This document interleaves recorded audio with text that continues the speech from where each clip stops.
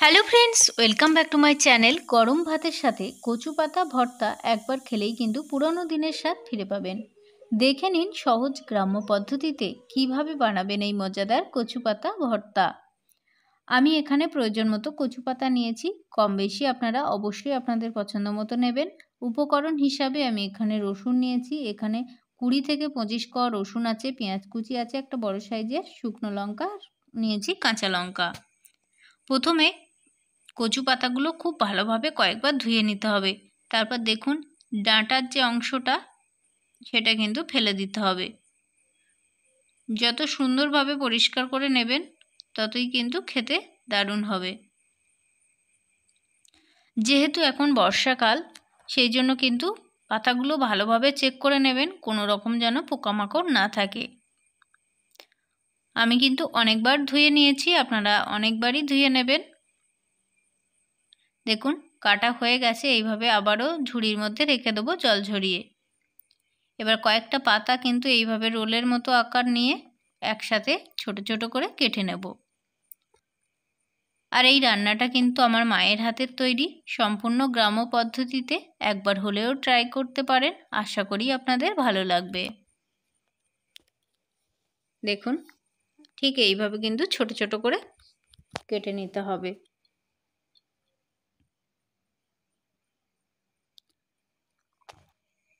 যারা সুচির রান্নাঘরে প্রথম, তাদেরকে আমি একটাই রিকোয়েস্ট করব, যদি আমার এই ভিডিওটা ভালো লেগে থাকে অবশ্যই ভিডিওটাকে একটা লাইক দিয়ে চ্যানেলটাকে সাবস্ক্রাইব করে নেবেন।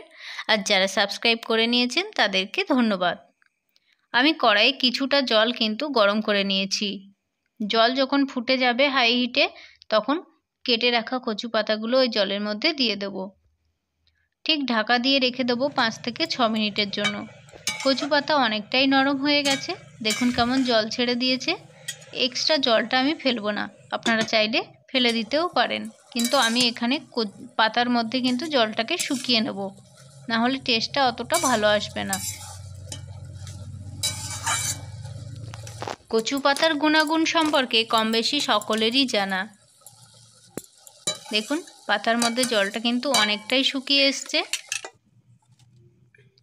এবার আমি একটা পাত্রের মধ্যে সেদ্ধ করে রাখা কচু পাতাটা ঢেলে নিলাম। ওই কড়াইয়ের মধ্যে আমি কয়েকটা শুকনো লঙ্কা 2 টুকরো করে দিয়ে দিলাম। শুকনো লঙ্কাটা হালকা পোড়া পোড়া হলেই কিন্তু তারপরে আমি এর মধ্যে তেল দিয়ে দেব পরিমাণ মতো। যেহেতু এটা কচু পাতার ভর্তা সেজন্য কিন্তু একটু তেল বেশিই লাগবে, আর ঝালটা একটু পরিমাণটা বেশি দিতে হবে। এর মধ্যে দিয়ে দিলাম পেঁয়াজ কুচি আর রসুন কুচি, কাঁচা লঙ্কা দিয়েছি এখানে 3 থেকে 4টে। ভালোভাবে মশলাটাকে এইভাবে ভেজে নিতে হবে। পেঁয়াজটা যখন লাল লাল হয়ে আসবে এর মধ্যে দিয়ে দেব কালো জিরে। তাহলে কালো জিরে আগে না দিয়ে একটু পরে দিলে কালো জিরের যে গন্ধটা সেটা কিন্তু থেকে যাবে। ঠিক এইভাবে কিন্তু কালো জিরেটা আপনারা দিতে পারেন।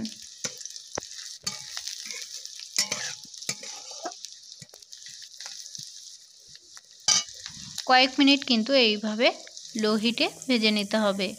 তারপর সেদ্ধ করে রাখা কচু পাতাটা এর মধ্যে দিয়ে আবারও ভালোভাবে নাড়াচাড়া করতে হবে। এর মধ্যে আমি দিয়ে দেব 1 টিস্পুনের মতো হলুদের গুঁড়ো। দেখুন হলুদের গুঁড়ো দিয়েছি, আর স্বাদ মতো অবশ্যই লবণটা দিতে হবে। আর কোনো কিছুই লাগবে না সেভাবে, পুরো এইভাবে কিন্তু রান্নাটা করতে হবে।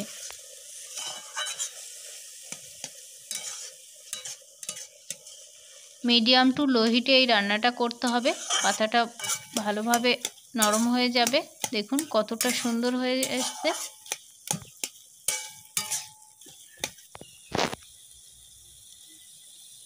অনেকটাই কিন্তু হয়ে এসছে। দেখলেন তো কত সহজেই কিন্তু কচু পাতা ভর্তা রেডি হয়ে গেল। গরম গরম ভাতের সাথে পরিবেশন করুন।